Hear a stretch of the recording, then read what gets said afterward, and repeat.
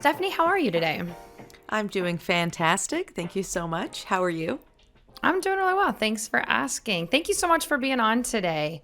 It's really great to meet you, get to know you. So, I want to first start off learning a little bit about your background. Walk us through your career journey and what brought you to Avanti. Absolutely. Thank you so much. I do want to state that my responses are a reflection of my experience and beliefs and not a reflection of Avanti's.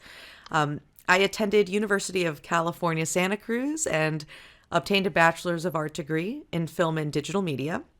I came out of college and worked at NASA as a media intern and always knew that I eventually wanted to be in marketing. Really wanted that balance of creativity and business acumen. And I had a few different marketing roles, but it really wasn't until I got into tech that I was able to make great strides within my role. Before Avanti, I was in corporate communications at a company called Pulse Secure. Pulse Secure was then acquired by Avanti in December of 2020, and I transitioned into Avanti and was asked to head up internal comms and employee engagement, and the rest is history. Yeah, it sounds like a pretty common experience. Started in that external media relations, moved into internal. I know that's my background as well. You mentioned that tech. It was through tech that you really make great strides. What do you think that is? I'm obviously biased. I love tech. I'm so grateful and glad that I have found a career in tech, and I think it really has a lot to do with the culture of tech companies overall.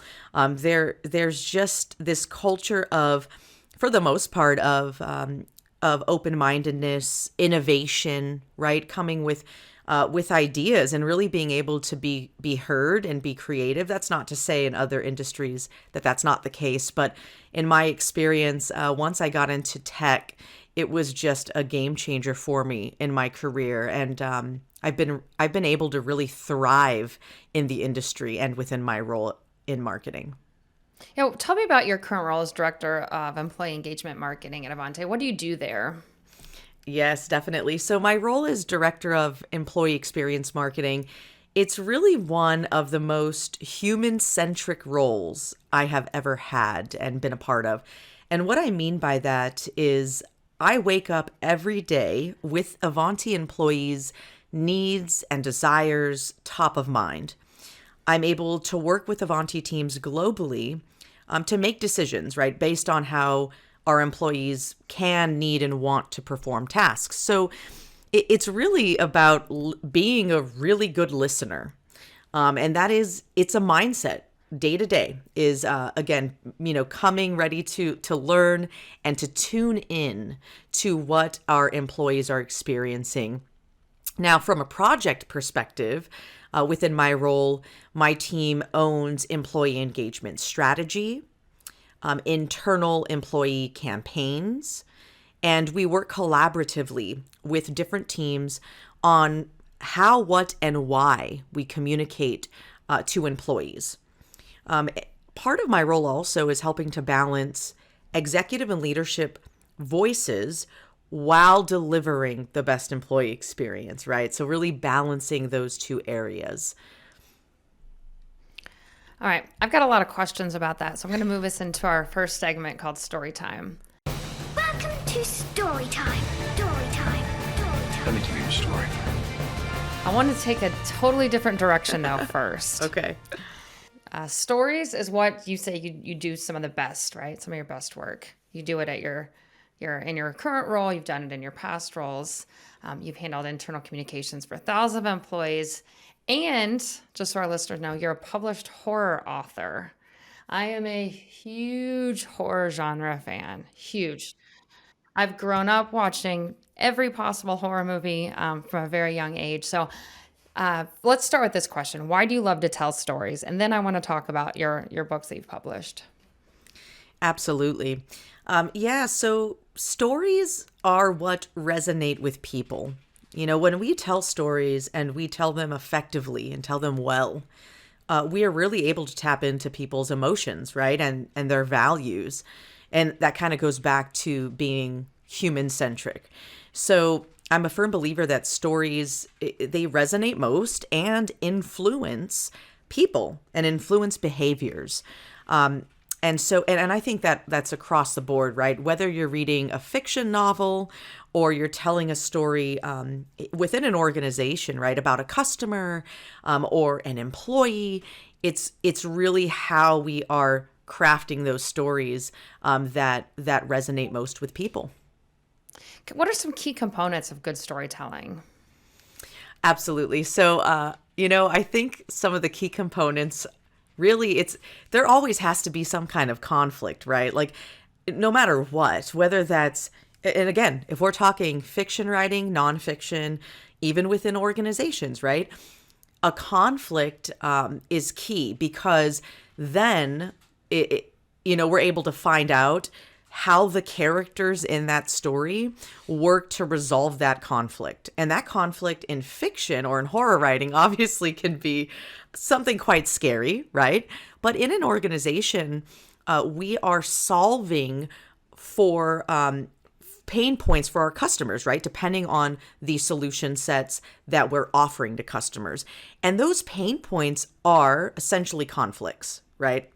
So if we're going to tell a story about a customer, we would definitely want to kind of deep dive into their pain points and how it's really impacting them individually from an organization standpoint.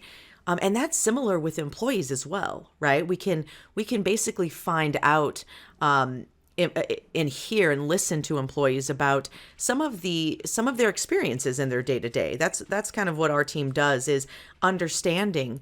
We have employees who are, for example, volunteering at certain organizations on their free time, and that volunteer work oftentimes stems from certain concerns or conflicts that they feel in their lives, and so they then take that to the next level of, okay, well, I'm going to volunteer at XYZ. And I'm going to, then we get tapped on and say, oh, well, how can Avanti support this effort, right? So I think conflict is key in any kind of story. And that can look different depending on fiction, nonfiction, or if we're talking from a business perspective. And then, of course, character development, right? Really understanding people. And that's really what character development is. So you recently published book 2. I want to talk about your book series. You recently published book 2 in Sophia Ray. It's a series. Tell us about the series and what the new book is about. I'd love to hear about it. I mean, like I said, I'm a huge horror fan. I read a lot of horror genre. Oh, that's great. Yeah, I when I saw that you were a published author in the horror genre, I was just beside myself. So I'd love to hear what the book's about. Absolutely, yes. So outside of my work at Avanti, I am a published fiction horror author as well as a portrait painter. And these are two of my businesses actually outside of my career with Avanti. Again, I'm a firm believer that my career is only one facet of my life. And I think it's crucial to develop other skills and constantly learn and challenge myself. I do, just like you, I have an affinity for all things horror. So novels, films, documentaries. Mm-hmm. And so one day in 2019, I started to write a horror story, and I published each chapter on my personal blog. So that's how it started. I wrote one chapter, if you will, and then published that as a blog. Well, I ended up getting a small fan base, and folks were reading my chapters on my blog and reaching out. This was key in what basically pushed me and motivated me to write a novel is the readers. I had folks reaching out to me on private messages on social media, and they were excited. They wanted to know like what happened next. They're like, I can't wait to see the next blog. I can't believe this. What's going to happen with Sophia Ray? And so that's when I got really serious about turning this into a novel. And so the Sophia Ray series, it centers around our female protagonist. Sophia Ray's a detective, and she goes undercover in book one. She goes undercover into a cult, and she attempts to save a young girl and whoever else she can potentially save and get rescue basically from this cult. And I've watched so many documentaries and read so many books about cults. It's just, and the reason is it just fascinates me that because it's one of those scarier ideas because it's so real. Like cults are a real thing. They've been a real thing in our history. You can see how it's interesting to me how an individual can basically rise up to that point of having control over a group of people and psychology of humans, right? And so that just fascinates me. It really does. So at any rate, book one is about Sophia Ray going in undercover into a cult. It's book one's based in Santa Cruz, which is where I went to college. So yeah, I was able to really describe Santa Cruz fairly well because that's where I lived for 4 years while I went to university there. Book one, not to give anything away, but book one does end on a pretty great cliffhanger, if you will. And that's kind of where I realized, okay, I need to write a book two because I ended it on a pretty crazy cliffhanger. So book two continues Sophia Ray's journey, now with the help of a coven of witches. And there are 3 sisters in this coven, and basically they pair up with Sophia Ray to seek redemption and retribution. I'm fangirling over here, but I feel like I could ask you a million questions, but maybe for another time, Bob. I love all things horror, supernatural. Yep. Cults. I watched every documentary on like Jonestown. Like yes. Yeah. So I'm right there with you. So I'm gonna check this out. I'm impressed. That's really, really cool. Awesome. How do you think, does that have any influence on what you do at Avanti or or your career? As currently as a director of employee experience marketing or anything else you've done, or how have they impacted each other?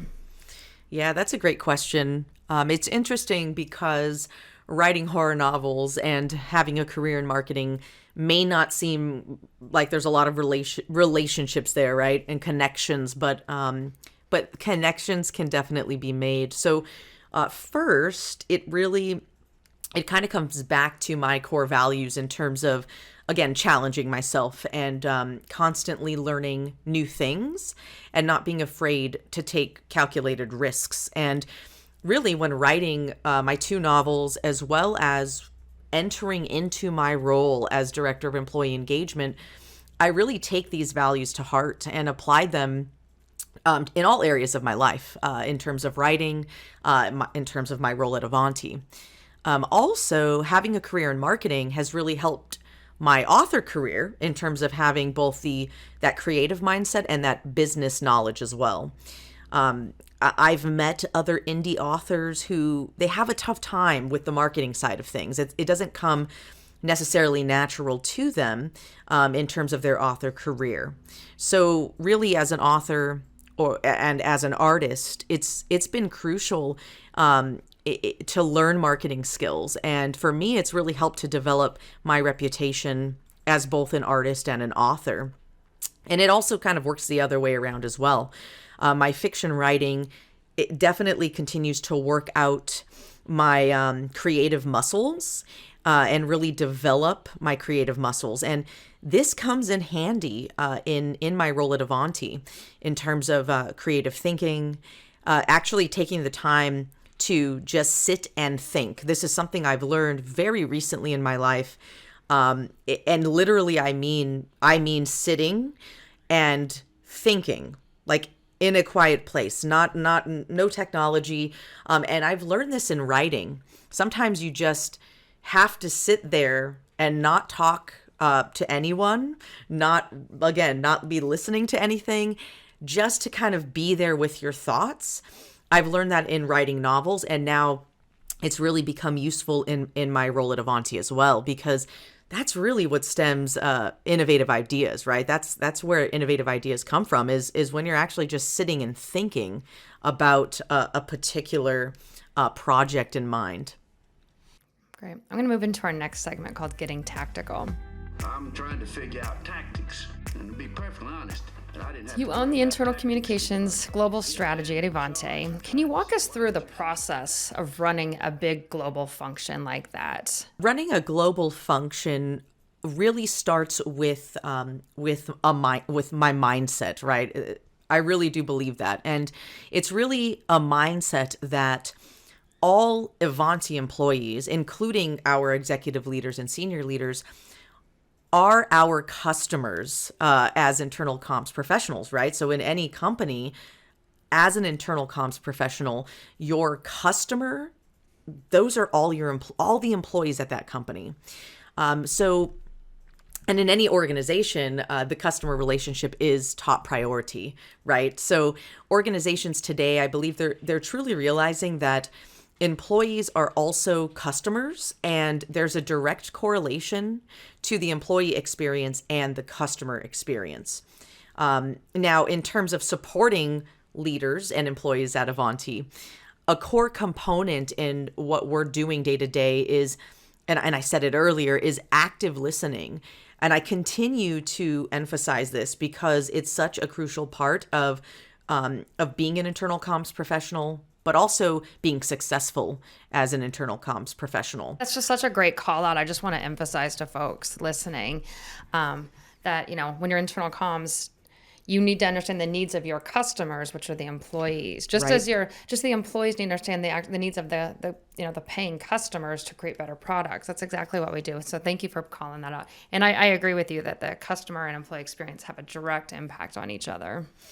Totally. Yeah. Yeah. And besides the tactical everyday, like how we support leaders and employees, again, more important is absolutely that value and mindset every day, right? And the reason why to me is, internal comms professionals, we come to work each day with the intention of providing the best employee experience to all employees. And the how we do that ends up becoming a lot of endless possibilities when you have that intention each day. So to give a concrete example, a lot of my role is speaking with and listening to a lot of the different departments at Ivanti.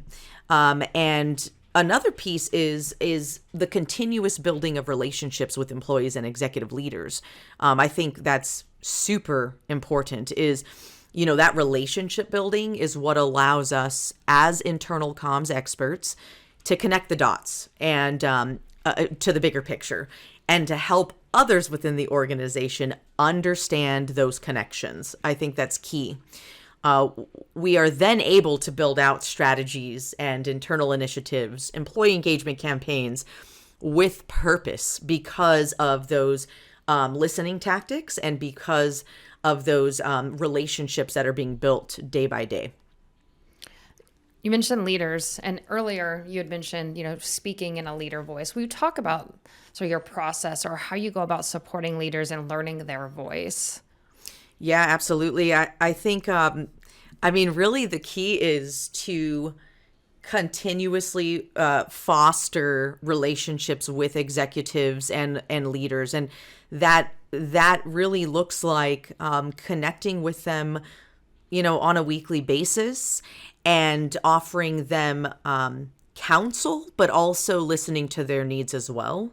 So I think, that's a key component, right? Is for any internal comms professional, really building those relationships and not being afraid to make those connections with executives and senior leaders is absolutely critical. So not being shy in terms of, again, building that relationship. It's just like, it is like a friendship, right? With a friendship, there's a continuous kind of back and forth, right? But you're doing your best in a friendship type of relationship to to be the best type of friend that you can be, whether that's listening, having a listening ear, again, providing counsel when appropriate. It's similar in a business relationship with executive and senior leaders. Last year, I know you managed Ivanti's intranet revamp.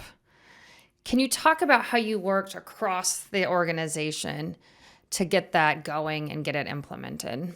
Launching a new intranet, it was really one of the best projects I've ever worked on, because of the large scale and the direct impact that it has had on all employees at Avanti. So the first thing that we did was engage with key stakeholders out the gate. So that really looked like bringing in some of our executive leadership team members right away from the beginning, as well as leads from other departments. And this was really important to do, like I said, at the very beginning, because of how large of the scope this project was. So this really helped us to start off successfully and also launch successfully. It allowed us to hear ideas from these key stakeholders and concerns at the very beginning of the process, which then we were able to work together, of course, to solve any of those concerns that came up in the beginning. So again, that whole building of relationships, right? Building that rapport, and bringing the right people in from the beginning so that they know that, as internal comms experts and leaders, that we're really valuing their opinions, their ideas, and what they have to say about something like this on such a scale with a new intranet. One of the biggest challenges that we did face with this particular project was from a timing perspective. So due to some internal circumstances, we ended up only having 2 months to actually migrate over from our old intranet to the new one, as well as train department site managers and launch the intranet with an employee engagement plan to back it up in 2 months total time for all of it. So the timing was extremely tight, but we ended up accomplishing this very successfully. And it really was through a lot of obviously hard work, passion, but that collaborative nature of bringing the right folks in and keeping the right folks involved that needed to be involved. Yeah, that is honestly, for me, the difference between when I've done intranet implementations, the difference between I think it being successful and unsuccessful, bringing in a group of people, leaders, to listen to their concerns. Honestly, there was like a switch that flipped when I did that. I brought people together at one of my previous roles, and there was still, you could feel the angst in the air as we were building, as we were implementing. And it's just because they had so many concerns. And so we got him, and I was like, "What? Let's whiteboard them. Let's write them down. Let's start make sure that we solve for all of them." It was like a switch that flipped. So I'm glad you said that, because that's one of those moments in my early career where I've gone, "Oh, that is so important to do." Probably for any project. Yeah, no, absolutely. The other piece too, now that you mentioned some of this, the other piece that was really important to our success. So obviously, bringing in key stakeholders is key. Folks that are going to be highly involved in the planning of and implementation of the new intranet. But the other very important component that we made sure that we weaved into the process was, again, our employees, right? Because it's, especially at Avanti, a key piece of our day-to-day and our strategy overall is not just talking at our employees, not just assuming that we know what our employees want, what they need. It's that listening piece. So we actually did a couple of really, really neat things to basically enable employees to be involved in the process as well. So we didn't just kind of storm forward and say, we're switching over our intranet. And, we actually did run a survey, an internal survey, to understand the current pulse of employees at Avanti in terms of internal comms, so, and how they're getting their information, how they want to be communicated to, and also how they felt about the old intranet, right? Was that meeting their needs? Were they using it as their primary source to gather information about the company? And so we took those findings from that survey early last year, and after assessing that, we realized that we wanted to move to a different intranet platform based on those findings from the employee responses. So there was that piece of that listening piece, right? And then we involved employees in fun ways. So, for example, naming the intranet, right? Because we got to give our intranet a name. We did a vote. We actually had employees vote on the name, and we chose the name that won. So different things like that to really keep employees engaged, and so that they know that they're a part of the process in some way. Yeah, I was actually talking about this the other day with someone about this idea of getting employees involved to name, and I can tell you when I've done that, that seems to be some of the highest employee participation I've ever gotten, was saying, "What name would you give?" And then people, submitting ideas, then people commenting on those ideas, and creating a lot of buzz. So I love that. Can you tell us what you went with for a name? Absolutely, we went with the name Ivanti Everywhere. And part of our mission as a company is enabling the everywhere workplace for organizations, right? Enabling that everywhere workplace in a secure way. That's really our mission. That's key. The everywhere workplace, of course, being able to work wherever you are. And so Avanti is just, in terms of walking the walk on that, it's just been pretty amazing. And so that's kind of where that everywhere stems from, Avanti Everywhere. Yeah, so I know that Avanti it's globally. And are you all full-time remote? Are you hybrid? Yes, we are hybrid. I would say, I mean, honestly, we're 100% remote, but employees who live near offices are absolutely, they may go in during the week. And right now we've been opening up offices, and it's completely voluntary in terms of employees who do live near an office if they want to go into the office for the week or whatnot. But we are 100% remote. Yeah. So how are you building and maintaining that connection and creating that great employee experience for employees all over the globe? Our intranet has been a key driver in helping to maintain connection amongst a global workforce. And I gotta say, I can't emphasize enough that the new intranet platform that we moved to, it's pretty phenomenal. I mean, it's a key reason that we chose the simpler platform, which is the intranet platform we use, is because of the two-way dialogue that the platform is capable of. And what I mean by that is it's essentially truly an area where employees can log in each day and actually connect with one another via like internal feeds, and really it's helped to really build connection and community. And we do have some internal activities that we encourage employees to participate in on the intranet so that they can get to know each other. Another piece, though, besides the intranet, alongside that, we have recently reopened some of the offices, depending on the different, assessing the situation in each location. But we started to reopen offices and have been having kickoff parties, again, on a voluntary basis for employees, to welcome them back together, right? And again, build that community and connection. But we do have different internal campaigns that we run each year to help with building connection and community in terms of a remote workforce. I want to just switch just a little bit and keep focusing on this employee experience because it's in your title, right? And it's not that employee experience is new, but the amount of focus and attention it's getting is pretty new, right? The pandemic sort of shifted into like, wow, we have to be focused on their experience while they're working because the world was in chaos for a while.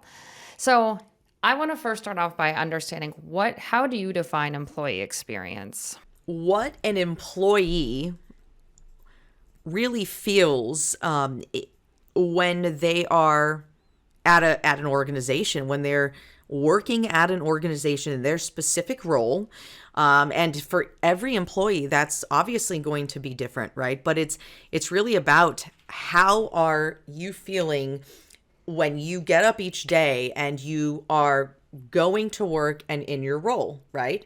I think that's key because employee experience overall, either, you'll have a subset of employees who are highly engaged, and it really comes down to the level of passion that they have to not just do their day to day and collect a paycheck, right? But it's really about having that passion, coming each day, and really feeling that impact that you're making as an employee. And that's a tough one because as employee engagement professionals, it's really in our areas to help with getting employees to that point of again ensuring that they understand and they're feeling the impact that they make overall, and that's not an easy thing to do. So to me, the employee experience, I have great conversations with people about employee experience. And one of the themes that I always feel comes out is that everyone's responsible for the employee experience, right? So my question to you is, how do you feel about that statement, first of all? And what should the employee experience function do within an organization? I do believe in that statement. And I think something that comes to mind is, something that comes to mind is leadership development. And what I mean is when you say, that some folks will say, hey, everyone at an organization has some kind of influence here on employee experience. I would say that is true. I would also say that leadership development is a key component. And it's tricky at organizations if you don't have a culture at an organization that is open to not only individual contributors getting development, right, career development, but also senior leaders and executives, it can really stifle the employee experience. So it makes me think about that because I really think that, and we hear this statement too, right, that it really starts at the top.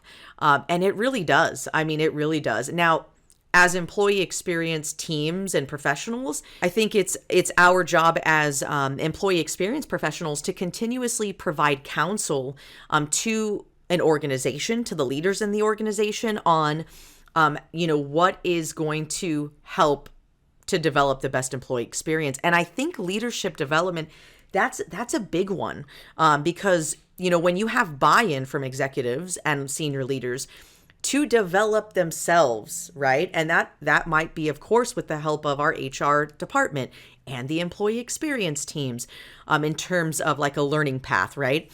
Then we're really able to start to change mindsets of leaders, but provide them tools as well, right? On many different areas, on DEI, on, human-centric leadership, empathetic leadership, just concepts that are, I think, again, they're not necessarily natural to all leaders, but I think it just makes or breaks, and it can make or break an organization and an employee experience. I absolutely could not agree more. That's honestly, if you would ask me that same question, I would have had a similar answer about leadership development. I was at an organization that was one of their primary goals and things is to develop people into leaders and keep developing their leaders within the same sort of paradigm, which was that empathetic leadership and how to deal with conflict. And there's just so many components, and it just felt as if the majority of leaders did subscribe to that, if not, at least all the ones I interacted with, and it really changed the experience. It's such a good key component to call out. Absolutely. Yeah. And I think, as we listen and tune in at any organization, at any company, as you listen and tune in to what employees are saying, especially when employees leave an organization, this is not new to us that, we continuously have heard over the years, right? Employees, they leave mainly because, oftentimes it might be the leadership, right? The leadership that is existent in an organization. And sometimes you lose really fantastic employees and great people because of that. So that's where I think, yeah, it's absolutely key. And again, that's totally part of the internal comps role, right? Is providing that counsel and those ideas, bringing those ideas forward, and helping to develop those kinds of pathways for example, in this case, right, for leadership development, let's say. Yeah. When I think about, those sorts of conversations, it makes me wonder who should roll up into an employee experience org, right? I mean, I hear HR themes, I hear internal comms themes, I hear, there's DE&I in there. Like, what should that org look like in your mind? What's the ideal org for employee experience? Yeah, in my mind, ideally, I would say I really do think employee experience should be its own department with, rolling up to like a chief employee experience officer. Now, overall, though, I would say, of course, each organization does it a little differently, right? To your point, some employee engagement roles are rolling up into HR. Some are rolling up into marketing. In my case, I roll up into marketing. And I would say, even though companies are doing it a little different, as long as the priority lies within, again, that employee experience, right? Being the key priority is employees first, there will be success, right? Whether the IC team rolls up into marketing, HR, etc. So yeah, I do think though that it would be interesting to have employee engagement as its own department, right? Rolling up to a chief employee experience officer, even though we are very collaborative in basically working with all departments at a company. But that's what I would say. What do you see as the future of the employee experience org? It's really it's starting to feel like it's really taking shape, right? We're really starting to develop in more companies. It's not uncommon now to meet a director of employee experience, which I think is a great investment for companies. What does the next 5 to 10 years look like? Yeah, I'm glad you mentioned the word investment because that's what I would basically jump to say that you're totally right that that internal comms employee engagement has really moved into the forefront even more so now than ever. I know that the pandemic had some impact on that. I tune into a lot of internal comms podcasts and read a lot of employee engagement kind of literature. And the effect of the pandemic, it really did place internal comms professionals again more in the forefront, more at, like having a seat at the table with executives and senior leaders. I think the future holds some amazing things for internal comms teams, and that would be again having a defined seat at an executive table, being there to again provide that counsel, that trusted counsel. And I think even more so, companies are going to continue to realize that investing in their people, investing in employees, is worthwhile in so many ways. It's already been proven that companies are who invest in their employees in terms of employee engagement, employee development, those companies are more profitable. And that kind of goes back to the employee EX equals CX, employee experience equals the customer experience. So I think, yeah, in 5 to 10 years, the future for employee engagement is going to be, more dollars to invest in people, to keep people at organizations. And yeah, that's just going to, again, it's a win-win, right, for everybody. Let's move into our last segment, asking for a friend. Hey, asking for a friend. I want to take what you just said there at the end about the investing. We were talking about that. What would you say to a leader who doesn't still see the value in really focusing on internal comms and the employee experience, right? Things are working the way that they've been doing it. They're still doing, one employee engagement survey a year. How do you convince someone that this is really worth the investment?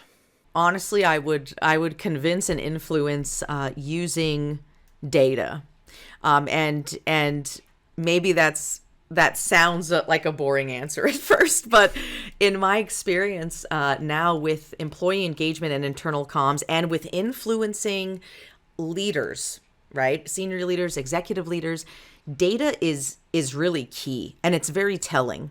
And but I would say you got to take it a step further, and we can connect it back to some of our earlier conversation, taking the data and telling a story with that data. That's crucial. And in my experience, that is a very successful way in helping senior leaders, executive leaders to understand, again, maybe influence them in a shift, right? To shift a mindset, or to shift a little bit of the way that we're doing something. And when you have data to back that up, and then you're able to tell a story with that data, it tends to resonate, and especially with leaders. And they want to know that. They want to know, okay, well, how is this important to the business overall? And so I think too, being able to make those connections, you have to be able to make the connection.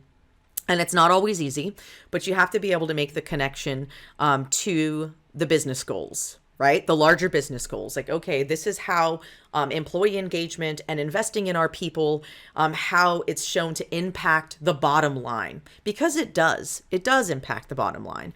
If you have a lot of turnover, let's say, that is absolutely going to impact how customers are, the customer experience, right? And that's going to impact your bottom line of sales and renewals, right? But if you have a workforce who is dedicated and loyal and passionate to your company and your vision, that is going to translate over to the customer experience, which is going to translate into sales, which translates into profitability. And, I think there's all those connections there. Yeah, data really does show that return on investment. Right. Absolutely. Let me go back to one of the stories you were telling earlier. Let's talk about, what advice would you give to an IC person or an employee experience person who's looking to invest and implement in a new intranet? To really, first and foremost, get an idea of the current landscape of internal communications at the company that you're at, right? So really understanding what are the avenues that we use at this organization to communicate to employees, and try to get a pulse of the employee experience with those avenues of internal comms. Once you have that, then, it's really about that baseline research of different platforms, but also pulling key stakeholders in from the beginning. So I would say that's very important. Probably one of the most important is identifying the key executives or leaders of certain teams who are going to, who you're going to really need to have their input, and their ideas and buy-in on this journey. That's going to really help right away. And the reason is, when you identify those key stakeholders that are going to have some kind of, again, influence on the platform and how it's integrated into all the other systems, right? It really helps to avoid pitfalls later. I'm not saying that there's not going to be challenges throughout the journey, but it helps to prevent some stopping points, because now you have the right people that are involved, and they're asking questions from their perspective that you may not have thought about. And I can give an example. Like, for example, we identified some key executives, and some of those executives were like our head of HR, our head of marketing, of course, because this was an initiative run essentially out of the marketing team. We also had our head of IT and security. And from that perspective, so important, because an internal comms professional, we may not think about, oh, well, how, all the technical details of how is this platform going to be integrated into our other systems? How is it going to be done in a secure manner? And what kind of data is being, like, there's all these technical areas that privacy and security teams are going to have a stake in, right? Absolutely. You cannot implement a new solution and technology into your organization without working with privacy and your security teams to ensure that they're meeting all of the different regulations, the different policies. If we were to have brought them in way late in the game, that could have caused, you can imagine, that could have caused a big, a big halt in the project and a lot more work in the middle of what we were doing. So I think bringing in the right folks from the beginning is probably one of my number one pieces of advice. What do you think the biggest challenges are that employee experience professionals will face in the future? Yeah, I think as companies continue to embrace remote workforces, right? Embrace the everywhere workplace. One of the biggest challenges will be how we as internal comms professionals will engage employees in meaningful ways. Let's be honest, we live in a world, even in our personal lives, right, where we are bombarded by technology, right? You go into social media. I mean, it's very difficult to grab someone's attention, right? You have like a 2 to 3 second window to grab a person's attention, whether you're selling them something or whatever it may be, right? And so it's the same for employee experience. Is there's a lot of information that employees are receiving on a day-to-day in terms of their role, right? The actual work that they're doing in their role. Updates about the business, about the company that they're at, crucial information they need to know about their benefits, right? There's so many things. And so that continues to be a challenge. And I think it's going to be a challenge in the future, is really, trying to understand and figure out new ways of engaging employees and, trying to think outside of the box on that. Everyone I know is trying to get better at their jobs. What does that look like for you? For me, that looks like being humble, having humility, and really never assuming, and always learning. That's something it's very near and dear to my heart. I do live my life every day with these values, and they're not always easy values to live by, right? I mean, I think we can oftentimes, in any role that you're in, right, in any career that you're in and that you have, it's easy for us to fall into a trap of like, okay, well, I've been doing this for 10 years, right? And so you kind of stay on that same path of thinking, hey, this is the way it's done, right? But that is something for me. I'm constantly learning in different ways. I tune into many different podcasts. Podcasts are a thing that I just really got into in the last, I would say the last 3 years.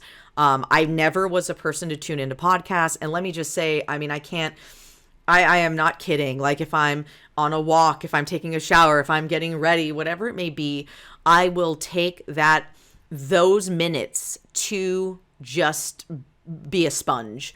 So I tune into internal comms and employee engagement podcasts. I tune into financial wellness podcasts. I tune into podcasts about motherhood. And so, and truly for me, that is me getting better at not just my job, but getting better at being, the best leader I can be at Avanti, the best mother, writer, artist. And it's really about developing my skills in those areas. And so, yeah, so I'm always learning. That's key. I'm always reading books and tuning into podcasts and then, adopting new habits and behaviors that may seem different than the norm. I think that's really important too. So, getting better at my job means to me not just doing the same old stuff that other people have done over the years, or not just doing what I grew up learning, right? I think that's another way we back ourselves into a corner, and that's hard. Is you're taught a certain thing you're taught a certain way growing up by your parents and family, and we hold that dear to us, right? Like that's like, oh well, my dad taught me this, and that's the way it is. Well, it's okay to take in that knowledge and then go, wait a minute, maybe I can think about this differently.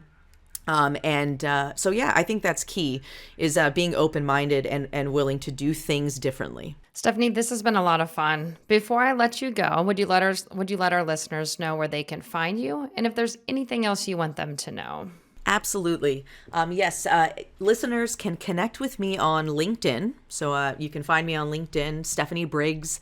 And also, if you are interested in horror novels, or you have an interest in portrait painting, you can also go to my personal website, which is iamsterp.com. So that's iamsterp.com, and you can find my writing endeavors there, and my portrait painting business as well. Thank you for joining me today, Stephanie. This has been great. I really appreciate the time and the opportunity.